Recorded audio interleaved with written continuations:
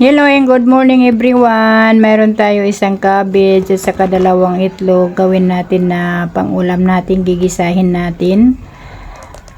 Ang mahal ng bilhin ngayon, dapat tipid-tipid tayo. Ito, hiwain na natin ang cabbage. Dapat maninipis ang paghihiwa natin ng cabbage. Pagkatapos natin maghiwa ng cabbage, hiwain na natin ang bawang at saka sibuyas. Pagkatapos natin hiwain, ilalagay na natin sa maliit na plato. Doon na isahin natin ang lagayan para konting ang hugasan natin. Ito ilalagay na natin sa maliit na plato ang sibuyas at saka bawang, at ilalagay din na natin ang paminta powder. Ready na ang kailangan natin, yung namnam.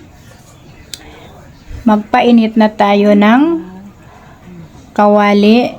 I-open na natin ang apoy. Maglagay na natin ng kunting mantika. Iwas tayo sa kolesterol. Ito, gigisahin na natin ang sibuyas at saka bawang. Pag nag-brown na ang bawang at saka sibuyas, ilalagay na natin ang cabbage natin. Tapos ihalo-halo na natin. Ilalagay na din natin ang paminta natin at maglalagay na din tayo ng namnam, konti lang, at saka asin. Dapat tansa-tansa lang ang paglalagay natin para hindi tumasang uric natin.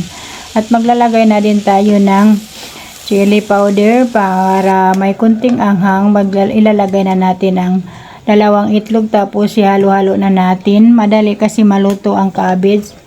Pagkatapos natin ihalo-halo, itatry na natin o tikman na natin kung tamang timpla na o tamang pagkaluto na. Ito tamang timpla at saka tamang pagkaluto, pwede na natin hanguin.